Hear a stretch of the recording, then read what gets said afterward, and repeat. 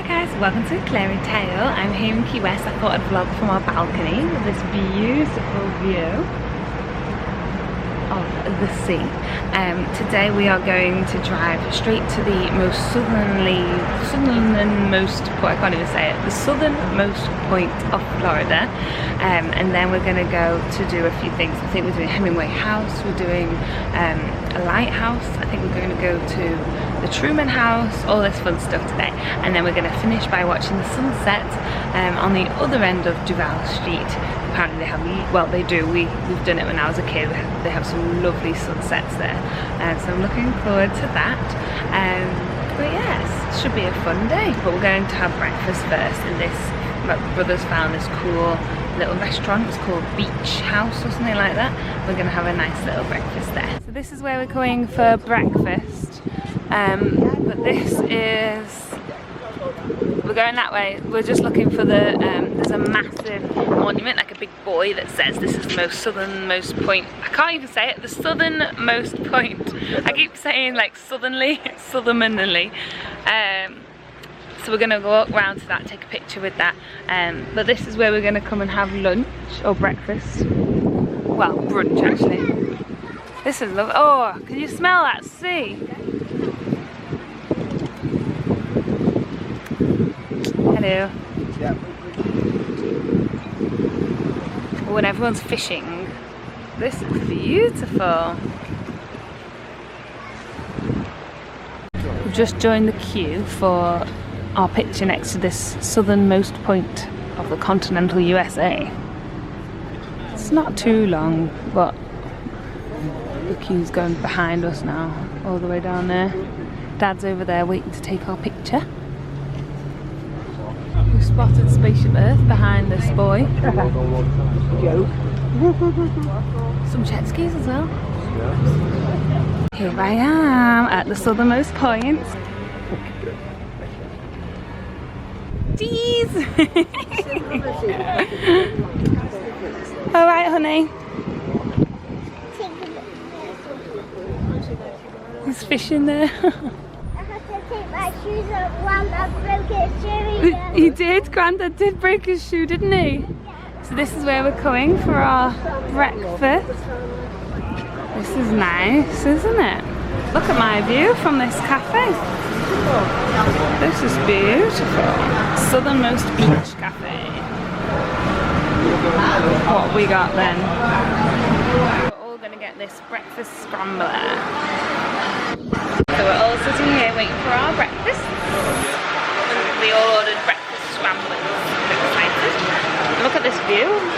You're missing a great view here, Dad. You should come and sit here if you want, Dad. I can watch the television. Look at that view. Look at that view. It's beautiful. Fruit. You have the fruit? There we go, all our scrambles. Alright, enjoy. Thank you. That breakfast was absolutely delicious. We are, all three of us are proper stuffed. But we are heading now towards, where are we heading? The Truman house. Down Duval Street. We're going down Duval Street right now. To where the sun goes down. Yeah, we're gonna watch the sunset tonight, so we thought we'd park the car there for the whole day now and keep the car there while we go and do all of these other little sites like Hemingway's house and stuff. So we just parked the car off Duval Street. It's very hard in Key West to park in places. There's only tiny little nook and cranny places and they charge a lot, but it's okay. It's best to go on the meter on the road because then you just pay like $3 an hour. We've paid all day here. We paid 25 and it should have been 35. We are walking all the way down here to get to the Truman house now. Cool streets. No one really comes here. Claire, look at that shack over there. Caribbean. Cargo. That looks good. And here's the conch train. That train's so cool. And there's another one. Look at this big statue thing. Oh wow, look at this. This is the, you know, the famous bridge. Oh, it is. Yeah. Oh yeah. At the end of World War II. That's good, isn't it? It's humongous, that statue.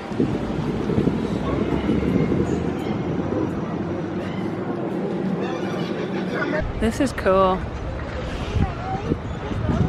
This is the Museum of Art and History. Cool, look at all this greenery. So now we are headed to Harry Truman's Little White House, State Heritage Landmark. There we go, here's the Little White House. And that's the White House over there, looks beautiful. Harry Truman's Little White House. What? Thomas Edison lived here during World War I. Wow. While inventing 40 new weapons. We've come into a little shop. There's a little free exhibit in here. Truman exhibit.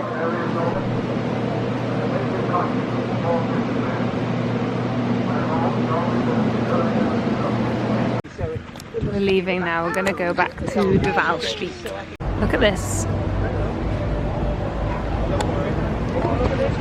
So many of those walk around Key West. It's so random. It's very hot, so I bought us some mellow yellow to match the t-shirt. Oh, look at that. Oh no, the camera's not picking up on it.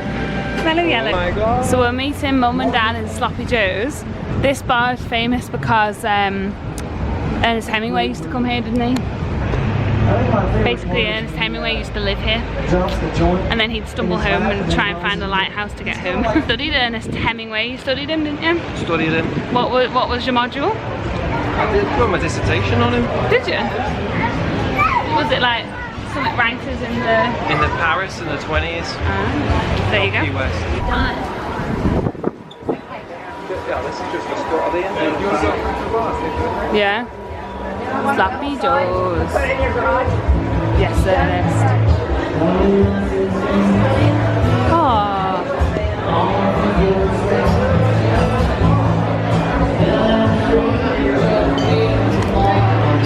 Did we come into Sloppy Joe's or Margaritaville?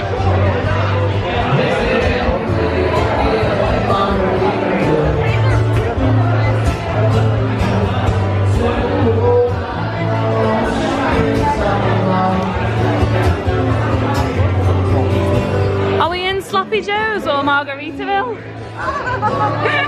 Sloppy Joe's, a Key West tradition. If you'd like to know a bit of history about Sloppy Joe's, press pause now.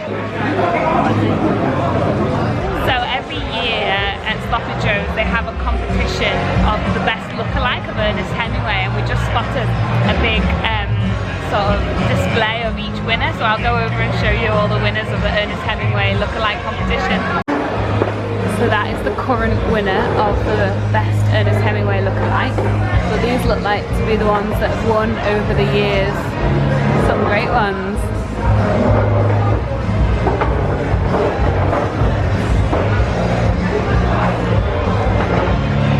Basically, if you've got white hair or you've got a white beard and a white moustache, you'll win. I'm going to take one of these home, they're so cool.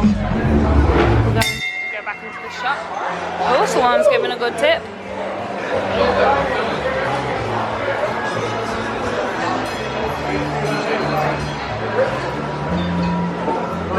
Hello. There's a wannabe Ernest Hemingway ahead of us, Dad. We're about to check out the Hard Rock here because that's what we always do as a family. We always come into the Hard Rock. We're going to check out the gift shop. It's a cool Hard Rock, this one. It feels like we're going into somebody's house. Wow. And then we got the bar. We just left everyone in Starbucks because we fancy this proper Cuban coffee place. And we're on a mission to find it, aren't we, Chris? Yes, with no map. We've got no map. We're going to get very lost. And we've only got a little bit of time to do it in because we've left everybody. But if we are successful, we might have the best coffee we've ever had. Best coffee ever. Finding some really funky little places on the way to this coffee shop. Look at this car. Everyone's just throwing stickers on it. Oh yeah, so we're on the waterfront. We're coming up to it now. Where? Oh, I can see it too. Are you excited? Last thing I need right now is a coffee. I know, it's roasting. Why don't we get an iced coffee? It literally is roasting. Your coffee's ready for you. Here we go. This is brilliant. cool. Oh, they have Mountain Dew. Well, we got our Cuban coffee. Does it taste good? It tastes amazingly Cuban. It's the best Cuban coffee I've ever had. Is it your only Cuban coffee you've ever had? Yeah. So we found it, and now is the mission to find the Starbucks again. Go back to Duval Street. So we just went back into Margaritaville because I bought a pin there because I saw it the other day, yesterday, and I really wanted it. So I got a Margaritaville Key West pin because I collect pins. It's a nice little memento. We'll go on the ride, shall we? We're coming up to Hemingway's house now. There's only one bad thing about. Just let it be the rest. There's only one bad thing about Hemingway's house, and that is there's so many cats. And you guys have seen what I'm like in that butterfly tent, in that goat place in Animal Kingdom. I am not great with animals. So yeah, they have loads of cats, and they all have 6 toes. So I didn't like cats as it is. 6-toed cats. But yeah, so we're coming up to his house now, and I'm hoping that we'll go in. I think a few of us might stay out, but I'm definitely gonna go in because I love it in here. Ernest Hemingway Home. Oh, it closes at 5? Apparently Hemingway used to look for this as a guide to get home, and then this is his house opposite. So we've just gone to the ticket booth, and we've got our tickets to go into the Hemingway Home. This is so cool. It's just me and Mum gonna go in. My brother and everyone have gone up the lighthouse, but it's about to close, so we had to choose between this one or the lighthouse, and I chose this. We chose this, didn't we, Mum? Yeah. We like it. We love the Hemingway house. Ooh, so we're in his house.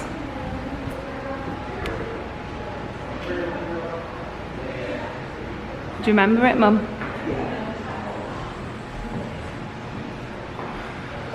Oh, look at this. Hemingway had an iPad.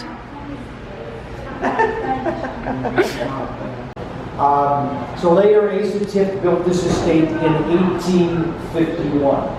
And that was 80 years before Ernest Hemingway bought the estate in 1931. This is the image we usually see, Papa Ernest Hemingway with the gray hair and the white beard. This is the way history remembers Hemingway. So you walk around town, you're going to see this image 1,000 times. He didn't look anything like this when he actually lived here. He was much younger. And I'll show you a portrait in the next room. We get a better idea of his Key West appearance. The fellow here on the end, this is Gregorio Fuentes. And he was a Cuban fishing guide. Like a charter boat captain. He was working the area here when Hemingway came to town, and they met, became buddies.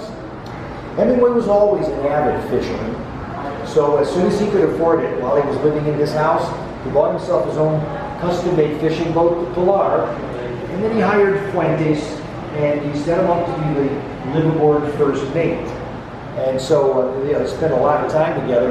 It was based on their friendship. Years later, Hemingway would use Fuentes primarily to model the title character in The Old Man and the Sea. And for that short novel, Hemingway was awarded the Pulitzer Prize in 1953. The next year, 54, Hemingway won the Nobel Prize for Literature. That one's given for the body of work. But back to back, he won the 2 most prestigious literary awards in the world. Now, when Hemingway was living here in the 30s, he was already starting to get pretty famous. He knocked out some bestsellers when he was here.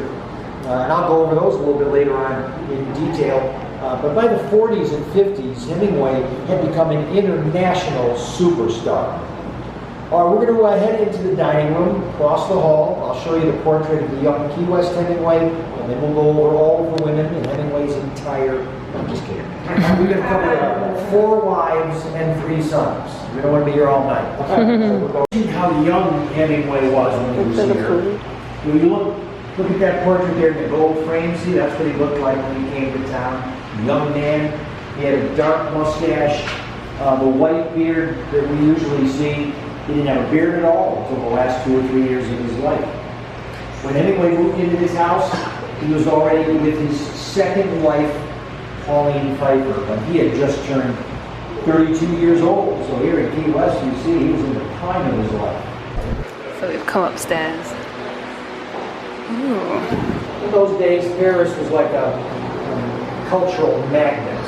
Lots of interesting, famous, or soon-to-be famous writers, artists, musicians, performers. So anyway, young writer, he was soaking up all this great experience. So Paris in the 20s was a very influential time in his early career. The one exception to the Paris theme in this room is this photo here. This was taken about 3 weeks prior to Hemingway's suicide in July of 1961.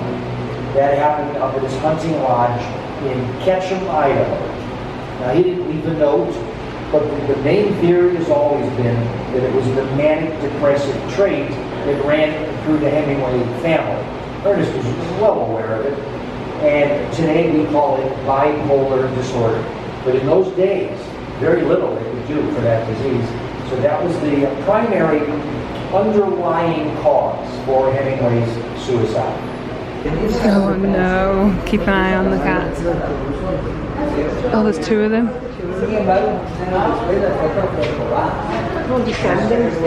Yeah. So the one here by the pillow, this is Daisy Buchanan. I don't know if you can see her claws. Let's see if we can. Yeah, see how big those claws are? Daisy has an extra toe on all four of her claws. So this one too, you can't see her claws at all.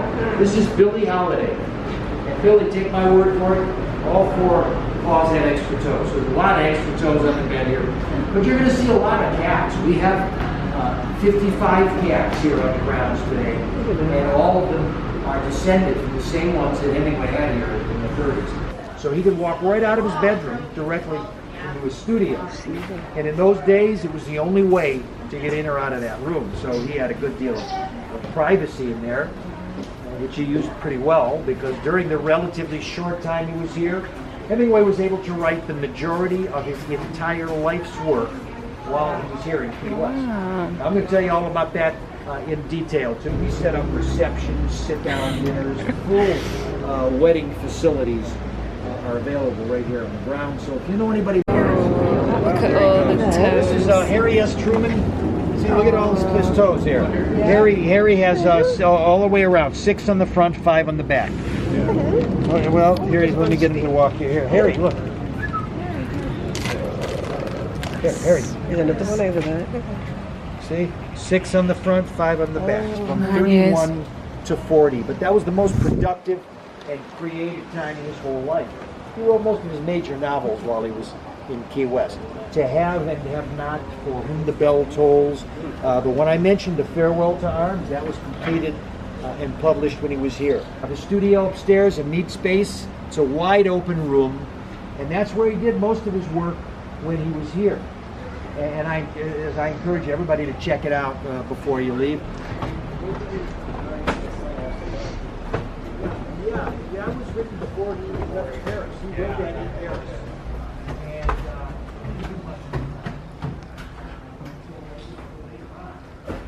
very cool. Yeah. So this is where he wrote everything. Wow. Is that the table he sat at? It's probably just recreated though, isn't it? Oh yeah, we lived Oh, it's hot up here. It was the first in-ground pool to be built in Key West. Wow. This is 64 feet long, 24 feet wide, and almost 9 feet deep on the other end. But this pool wasn't here in 1931 when the Hemingways bought the place. So right away, Ernest and Pauline, they started taking a little, talking about putting a pool in the backyard. And they went to get some estimates. They realized how expensive it was, even for a small one. It was difficult to install and hard to maintain, so they just dropped the subject. Instead, Hemingway put a boxing ring back here, and he was very fond of that boxing ring. Pauline, on the other hand, she did not like it a bit. So later, in 1937, Hemingway was hired by a large newspaper syndicate. They sent him to Spain to cover the Spanish Civil War. By that time, he'd already met Martha Gellhorn, and he and Martha had just begun their affair. So those two made plans to continue the affair in Spain. somehow Pauline caught wind of this. So without saying a word to Ernest over there, it was Pauline that had this pool installed in the backyard. Well, Ernest got back home here and he hit the roof. He said, what happened to my boxing ring? And how much did this cost? I told him it cost $20,000. Now, remember, a few years earlier, the entire estate only cost him $8,000. And this was still at the very height of the Great Depression. So aggravated, Ernest pulled out a coin. He said, Pauline, if you're going to spend our money so foolishly, you might as well take my last red cent. He tossed the penny and he stormed off. Pauline kept that penny. And later, she put it in the cement right at the base of this post. The very spot where they had that friendly chat. And Pauline, she would never miss an opportunity to tell that story. Years later, especially after all his divorces, Pauline would throw parties here on the deck just to brag to her friends that of all the Hemingway wives, she was the only one who could honestly say she took him for his last red cent. There it is. All right, folks, we're almost done. A little story in the backyard. We'll finish on the back. Anybody been to Sloppy Joe's yet downtown? Yeah. If you haven't seen it yet, it's worth a look. Primarily because it was always Hemingway's favorite hangout back in the 30s. So one day, the landlord walked into Joe's. This is when it was still on Green. He told Joe he was going to raise the rent by $1 a week. You know, depression is a lot of money. So Joe decided to move. And he started taking everything out the door, including the plumbing fixtures. So Joe had the men's urinals lined up, ready to go. And that's when Hemingway walked in. He spotted this particular piece of porcelain. He said, Joe, he said, you know, I poured enough money down that drain myself. I feel like I own this thing. And Joe said, you're right. It's yours. You go ahead and take it home with you. So that's what he did. In the middle of the night, somehow Hemingway got this thing home. He left it in the backyard here. He was going to use it as a drinking trough for his cats. Yeah, the next morning, Pauline woke up and she hit the roof. She said, who left a nasty toilet in the backyard? Get this out of here. So Ernest told her, Pauline, I'll make a deal. You'll move your pool, I'll move mine. So instead, she tried to make it pretty. She put the decorative tile there on the edges. This is an antique Spanish olive jar. They found this in Cuba, and she had it installed with the decorative rock, and later added the faucet here. Now we have a nice waterfall fountain, and even today, our cats, they still use the trough all the time. But Hemingway, he was very happy in Cuba, so he never came back here to live in this main house ever again. And so the two boys stayed. They managed the estate for their dad until he too passed away in 1961. After that, the Hemingway family sold the estate to a local businesswoman, Bernice Dixon. And when she saw how many people were knocking on her doors all hours, they didn't want to look around and pet the cats. It was Bernice, bless her heart, that eventually decided to turn this into the museum we see today.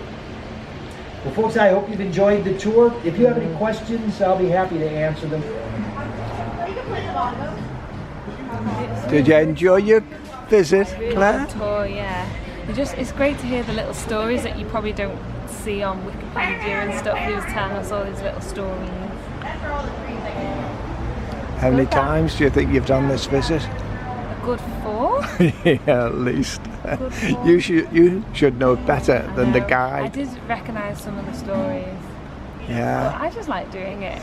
They really keep the house nice, don't they? You only lived here for 9 years, Dad. Yeah. Can you believe that? So I'm just getting a flat penny. Right. Go on, Dad. Right, turn this. Yeah, Just keep turning. I think so. Insert coins, push money in and crank the wheel. Oh, Here we go. have we got anything?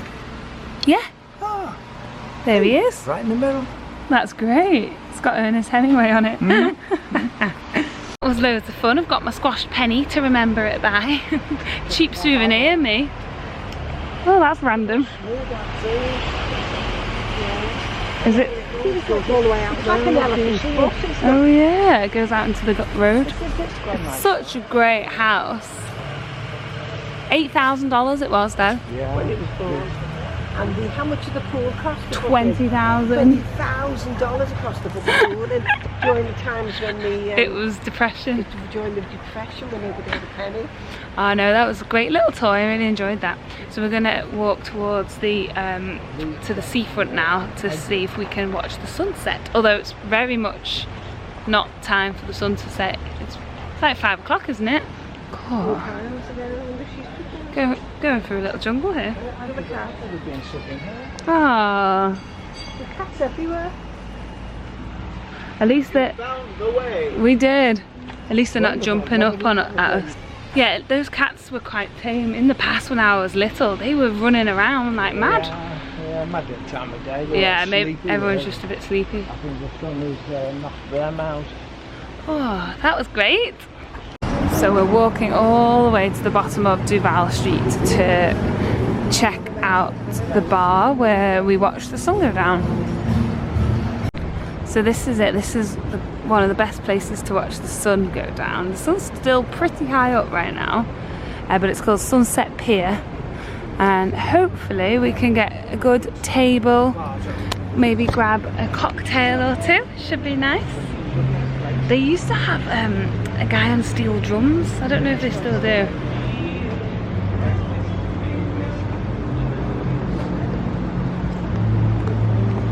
So we're sitting on these little bar stools and we're looking for the menu. We're going to get a dessert and a cocktail. But this is what's the view's going to be. So I'll set this up and do a little time lapse. So when this sun's going to set, it's going to be beautiful. Check out Mum's Pina Colada. Wow. So this massive storm just came out of nowhere and we were all standing onto the bar for a bit of shelter. We're hoping it's going to pass. Fingers crossed it will, because the sun's not down yet and we still might be able to see the sun go down, but probably not. The band's just started. But yeah, everything is drenched now. And just like that, 5 minutes later, the storm is over, but we now have wet tables and chairs. Yeah. Oh, look at the key lime pies. Looks good. You're gonna have key lime pie. In Key West. Yeah, why is that? Why is Key West famous for key lime pie? Because it goes up to lime. Oh, does it? There you go. Fun fact for the day. Did you just make that up? They grow limes here. Enjoy. You're gonna have a piece. Yeah, I'll try it. Oh, you take some.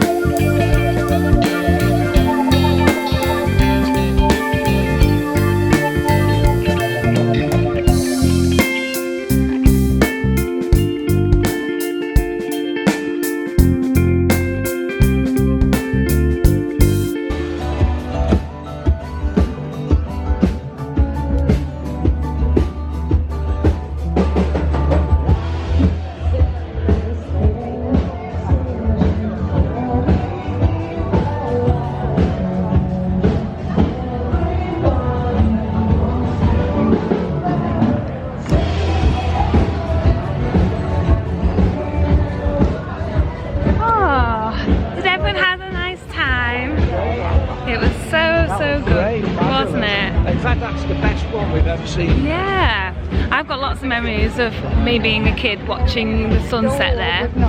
That was definitely one of the best. Oh, that was so good. And you've got the evidence. I know. The way it was, we were all relaxed waiting for the sun, then it started absolutely thundering, and then it went clear again.